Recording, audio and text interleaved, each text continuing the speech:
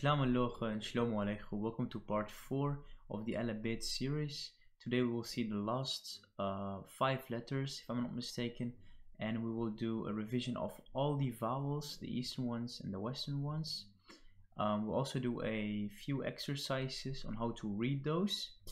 And after this, I'm probably gonna share a Anki deck, which is like a software for flashcards, where you can practice all these letters and their functions and also the vowels, and then you can also already start reading combinations of letters and vowels and move on to basic reading. Okay, hopefully you guys will enjoy this. Please hit the like and the subscribe button. Let's go. So the first letter that we will see today is the P. The P is the Latin P. From Papa, how do we write this letter? You draw a horizontal line and then you go just like this. It looks like a P if you look closely enough. It's like the mirrored version of it. So the sound is the P, and when you soften this letter, so when you put a dot beneath it or a half a circle, that's possible as well, it becomes a F. So the F is a softened version of the P in Assyrian, and you recognize the F, how we call it, with a dot, by a dot beneath the P. All right, next letter.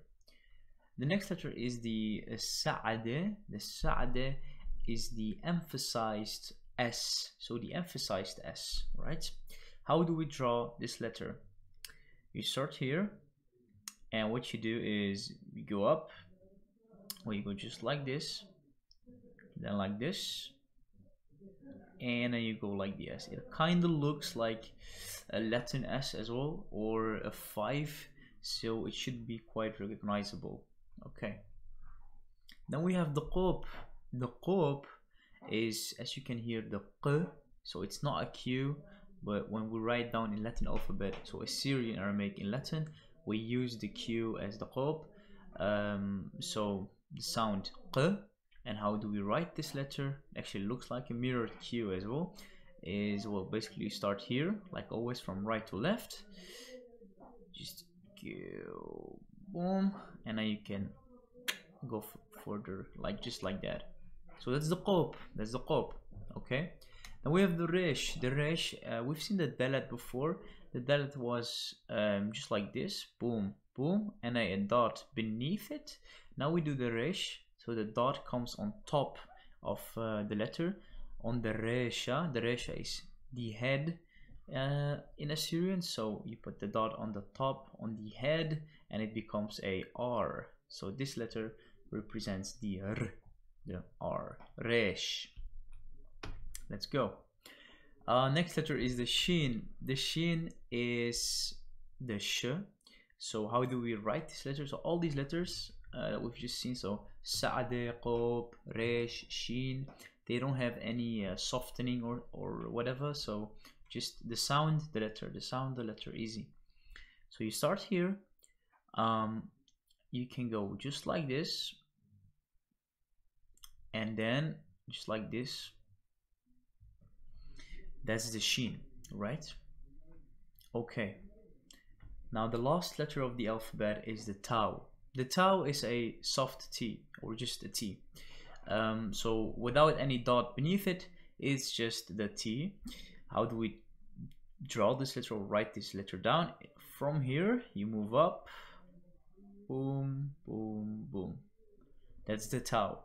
When you put a dot beneath the Tau, it becomes a Thou.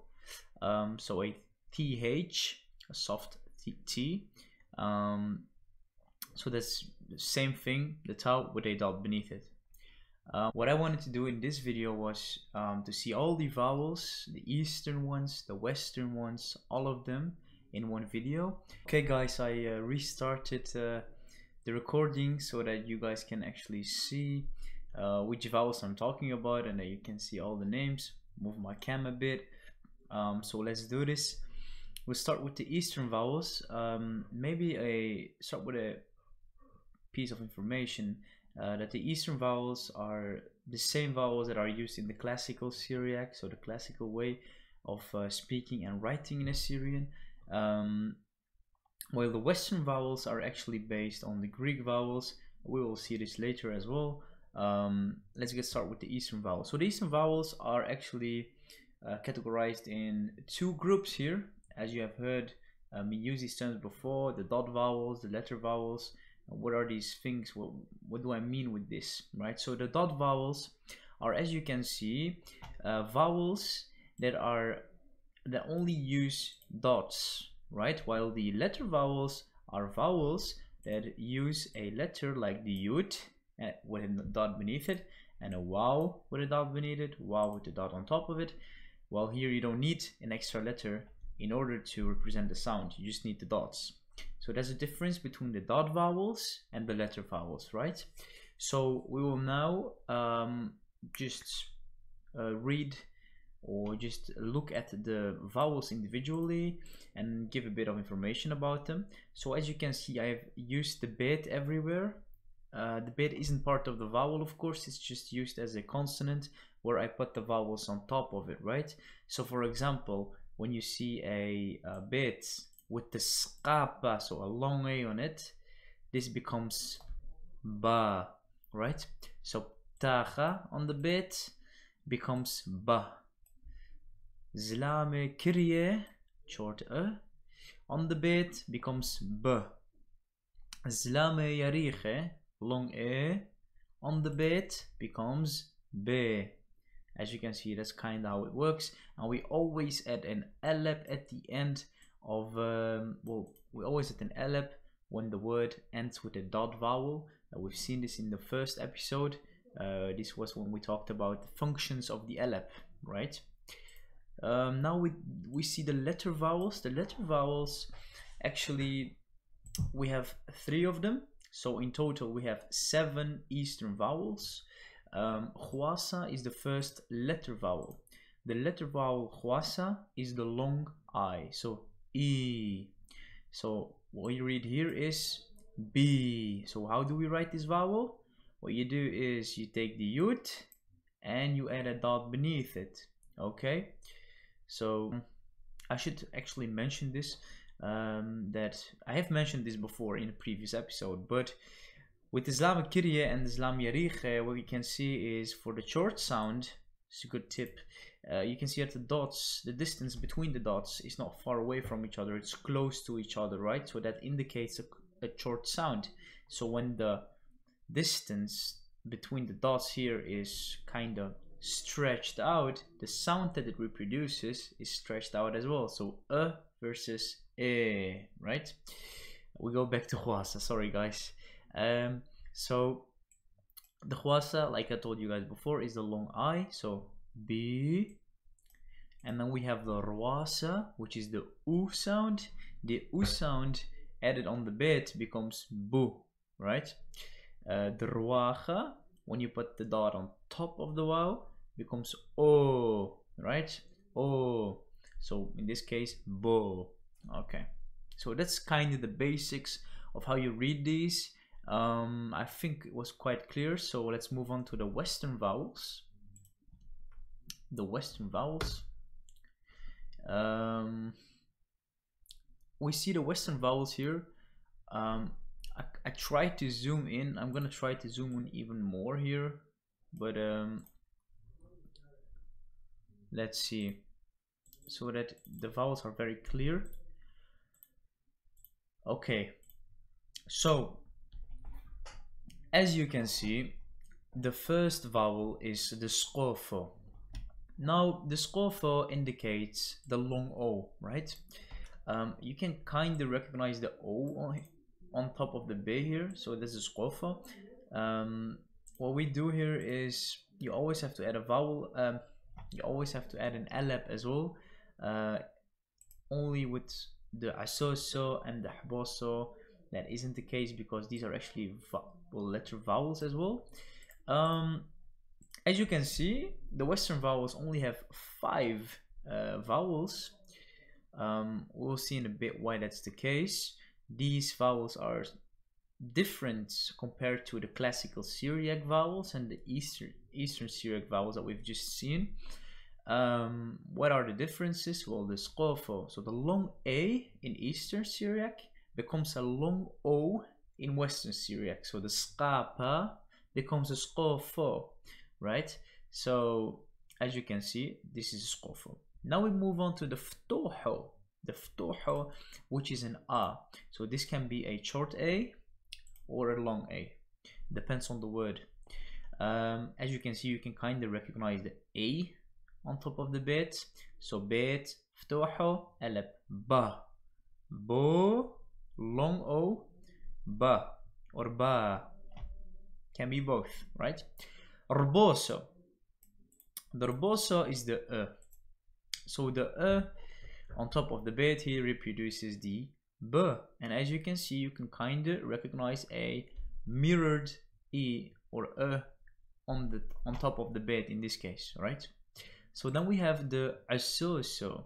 The asoso in most cases represents the u, so the u, or in some cases it represents the o, and you always have to add a wow.